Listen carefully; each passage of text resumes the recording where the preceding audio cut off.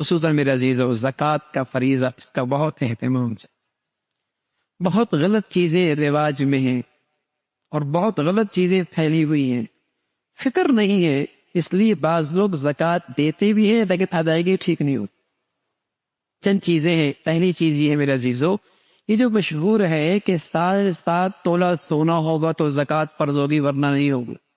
بھائی یہ 7.5 تولہ اس وقت ہے جس ملک میں صرف سونے کے درہم چلتے ہوں اور اس کے بعد وہاں کوئی اور چیز نہ ہو، پھر 7.5 تولہ کا نصاب ہے۔